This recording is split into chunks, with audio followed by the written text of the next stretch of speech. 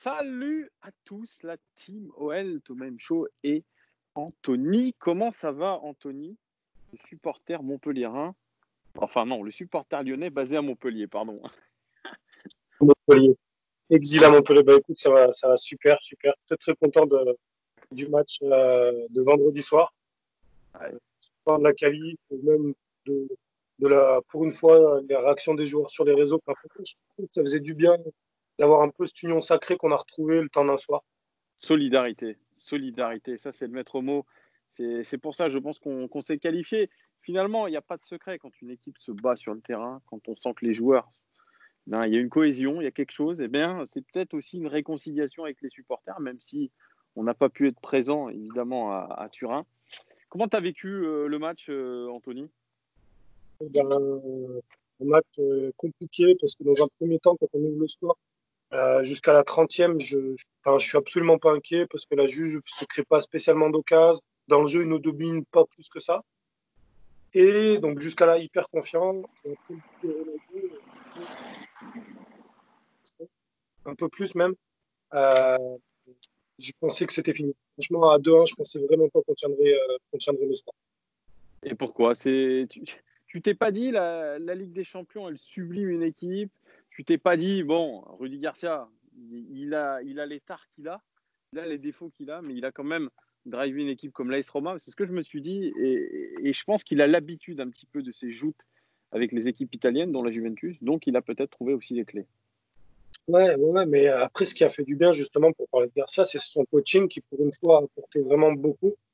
L'entrée notamment de Jeff. L'entrée de Jeff, elle fait beaucoup de bien à l'équipe parce que bah, il fait beaucoup d'efforts défensifs, il récupère des ballons, il arrive à en garder à des moments. Et finalement, je trouve qu'on finit les 10-15 dernières minutes, vu qu'il y a eu 6 minutes d'arrêt de jeu, où on est mieux qu'eux, on est mieux que la Juve. C'est vrai qu'on est mieux qu'eux. Hein, et comme je disais un petit peu dans mon débrief, on a eu une Juventus qui a eu un jeu stéréotypé. Ouais, 39 centres. Voilà, nous, on avait juste à bien défendre, bien dégager le ballon. Bon, on était quand même à deux doigts. On était à deux doigts de se faire éliminer. Hein, quand même. ouais. Hein. Ronaldo, s'il met la tête à un moment donné, on sait que c'est un joueur peut-être formidable. On est foutu. On est foutu. C'est là qu'il y a, il y a une petite part de miracle aussi dans cette qualification. Ouais, bah après, par contre, le match est complètement relancé sur une erreur d'arbitrage qui est absolument incroyable. Le penalty pour la Juve, franchement, il est incroyable. Sur un coup franc à 9 mètres, t'as tes deux bras comme ça, on te siffle penalty carton jaune, mais c'est un truc de fou. Ouais, ça, je suis complètement d'accord avec toi. Et Il a voulu compenser, mais en fait, il y avait vraiment penalty sur la faute apparemment sur Aouar. Enfin, il y a Bernardeschi qui met un petit croche-patte. il lui fait un croche-pied. Et la Sky Italia, donc Sky Italia, hein, a confirmé que la VAR, pas de celui qui tacle, mais de celui qui fait le croche-pied. Exactement. Donc, ouais, c'est vrai que cet arbitre, avec tous les cartons qu'il a lâchés aussi. Ouais. Alors, j'aimerais que tu me donnes un petit peu ton avis sur les top joueurs. Qui t'a le plus plu à l'Olympique Lyonnais, qui t'a fait monter de ta chaise. Franchement, Marcelo. Marcelo, Ah, parce que ah, je ne sais plus qui c'est, mais quand Lopez anticipe le centre, là, il est oui, exceptionnel. oui, Puis même tout son match, de la tête, il gagne tous ses duels. oui. Il fait très peu de fautes, alors que ça peut être un peu son péché mignon. Donc j'ai adoré. Cacré, évidemment, pour moi, qui est le meilleur joueur du match, qui a été éblouissant, euh, et avec le ballon et sans le ballon. Je l'ai vu faire des petites fautes intelligentes pour casser des contre-attaques à 20 ans. Cette maturité-là, c'est incroyable. Et en plus, éviter les cartons. Anto Lopez, qui a fait trois interventions très importantes. Ouais, même si sur l'action de Bernardeschi, évidemment, il est un petit peu aux fraises, mais c'est vraiment le seul moment du match où, peut-être sur le penalty, où il saute pas du bon côté, comme d'hab, mais sinon, c'est royal. Sinon, c'est royal. Et les joueurs un petit peu qui t'ont déçu. Léo Dubois, j'ai trouvé paradoxalement, on était beaucoup plus en danger du côté droit, donc le côté de Ouais, Dubois, ouais, que du ouais. côté Cornet, j'en ai pas parlé, mais il a été, bon, offensivement, il y a toujours du déchet, mais défensivement, il devient intéressant. Donc j'ai trouvé Dubois décevant. Franchement, je l'adore, mais il n'a pas beaucoup. Et l'entrée de Moussa Dembélé qui a été. Plus que celle de Jeffrey Adelaide. Moi, Jeffrey Madrid, je l'ai bien aimé son entrée. Parce que je trouve qu'il a gardé 2-3 ballons, il a fait des efforts. Après, Jeff, je suis moins exigeant avec lui parce qu'il revient des croisés. Peut-être que s'il fait ce match avec 6 mois de compétition dans les jambes, peut-être que je ne suis pas content. Mais Moussa, on a senti qu'il rentrait, pas content d'être sur le banc et tout. C'est un quart de finale, un huitième de finale retour de Ligue des Champions. Rentrer avec cet état d'esprit-là, ça me pose problème. J'ai adoré la rentrée d'Andersen, par exemple. Oui, qui était très sérieux. Même s'il a été battu quand même de temps en temps dans le duel aérien par Cristiano Ronaldo. Mais bon, voilà, Cristiano Ronaldo, c'est peut-être le meilleur joueur de tête du monde, hein, donc qu'on se le dise. C'est vrai qu'il y a eu des bonnes rentrées. Pour une fois, c'est vrai, nos remplaçants, sans faire la différence au score, eh bien, Ouais. on fait la différence dans le jeu. En tout cas, on a apporté quelque chose de plus. Ça, c'était les reproches qu'on pouvait faire. Parce que d'ailleurs, les reproches que faisait Juninho à l'attention de ceux qui rentraient. Et effectivement, je suis d'accord avec toi, il y a eu finalement un bon coaching et il y a eu un bon état d'esprit. Il faut le dire, dans ces dernières minutes de jeu, au final, on s'est dit, on va subir des assauts et des assauts et des assauts de la Juve. Et au final, non, pas tant que ça. Exactement. Et puis après, il y a une action qui est très révélatrice où le mec est prêt à tout donner sur le terrain. C'est un moment, il y a un contre. D'ailleurs, Guimarães ne prend pas carton, il découpe le premier. Ah ouais. Là, il doit prendre carton jaune-orangé. Hein. C'est Exactement. quasiment le carton rouge. Hein. Je suis totalement d'accord. Et l'action se poursuit. Et je ne sais plus qui c'est qui vient découper le deuxième joueur pour. Enfin, les mecs, voilà, ils étaient dans mission, quoi. Ils ont vraiment, dans l'état d'esprit, ils ont été irréprochables. Ils ont été irréprochables. Alors, prochain match dans une semaine, 6 jours pour être exact, contre Manchester City. Qu'est-ce que tu attends de ce match-là? Ben, déjà, je pense que ça va être très très compliqué. C'est un match où on n'aura pas le ballon, clairement, parce que City va nous priver. Euh, on pèse pas assez offensivement pour vraiment vraiment les inquiéter. Si City est dans un bon jour, après City c'est une équipe un peu en demi-teinte cette année. C'est-à-dire qu'il y a deux City.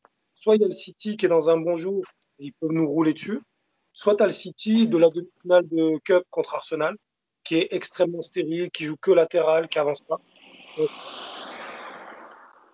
clairement que c'est City qui a les clés du match en fait. Ouais, c'est City qui a les clés du match et bon contre le Real Madrid, c'est Varane qui donne 2 buts, hein, qu'on se le dise. Je suis pas sûr que sans les 2 buts que donne Varane, il soit qualifié Manchester City.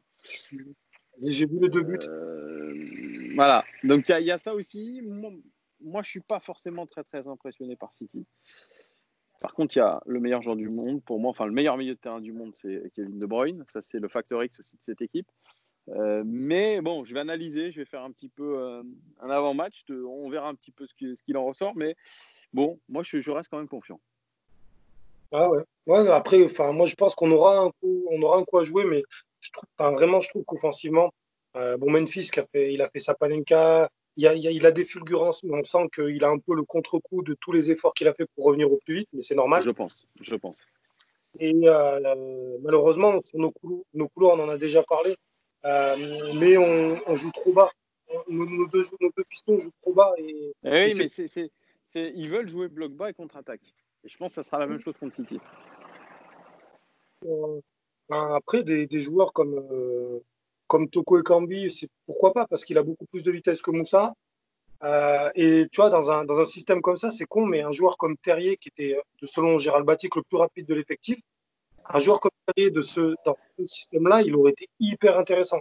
C'est ce que j'ai dit à Julien Martin juste avant. Tu vois, j'ai fait une interview de Julien Martin. Je lui ai dit, tiens, est-ce que si on avait eu une attaque Memphis-Terrier, ça n'aurait pas été beaucoup plus intéressant finalement. Tu vois, c'est pour ça que d'avoir laissé partir Martin Terrier, est-ce que c'est pas une erreur? Bref, ça c'est encore une. Voilà, maintenant c'est trop tard pour le dire, mais. À ce moment-là, le problème, c'est qu'on ne savait pas dans quel système on allait jouer. Et je pense que si à ce moment-là, on avait eu le système défini, ça n'aurait pas été Terrier qu'on aurait poussé vers la sortie. Peut-être, effectivement, mais tu sais, on aurait peut-être poussé vers la sortie Traoré, mais Traoré, il faut lui trouver une porte de sortie aussi, ce qui était peut-être plus simple pour Martin Terrier. Voilà, Exactement, salarial beaucoup moins élevé, c'est plus facile de le faire sortir et de lui trouver un Bon, club. crois qu'on a fait le tour de tout ce match. C'est vrai qu'il y a beaucoup de choses qui ont été dites sur ce match-là. Ce qu'on retient, c'est une grande satisfaction quand même de s'être qualifié. C'était un match à plusieurs millions d'euros. Alors, Julien Martin disait écoute, la saison elle est ratée, mais en tout cas, moi ça me met du baume au cœur qu'on soit qualifié en quart de finale. Et finalement, bah écoute, ça me fait ma saison. Est-ce que tu es d'accord avec Sylvie? Ça, le parcours en Coupe de France, franchement, ça faisait des années, Coupe de la Ligue, pardon, ça faisait des années qu'on n'avait pas fait ça. Moi, quand j'avais tout le monde, quand on avait vu le tirage, on avait dit bon, on a fait notre 8e contre la Juve, on n'a aucune chance. Et là où à Lisbonne, où finalement c'est hyper kiffant. Et ça donne de l'espoir aussi pour la saison prochaine, parce qu'on a l'impression que Rudy Garcia a trouvé son système. D'ailleurs, je voulais revenir là-dessus rapidement. J'entends dire oui, mais quand on joue avec ce système en Ligue 1, on n'a pas le contrôle du ballon. Mais oui, on n'a pas le contrôle du ballon contre la Juventus et contre le PSG. Mais il n'y a aucune équipe en Ligue 1 qui a le niveau de la Juventus et du PSG. Donc moi, je pense au contraire que c'est le fait que Garcia ait trouvé ce système-là, c'est une très bonne chose. Et je Eh bien, qu'on se choisisse un système et qu'on plutôt qu'on passe en 4-4 de losange, 4-3-3, 3-5-2 et qu'on essaye d'inventer 15 systèmes et au final les joueurs sont perdus. bon, bien, très bien. Merci beaucoup, monsieur Anthony Alvarez. Ce sera le mot de la fin sur cette interview. Dites-nous, les gars, si vous êtes d'accord avec cet homme-là, toujours intéressant dans ce qu'il dit. Abonnez-vous, évidemment. Likez cette vidéo. Puis partagez-la sur vos réseaux. Et puis on vous dit à très bientôt pour de nouvelles aventures, puisque l'OL part vers de nouvelles aventures à Lisbonne du côté du Final 8. Bonne journée, bon week-end, les amis. Et à très bientôt, Anthony. Ciao. Ciao les gars.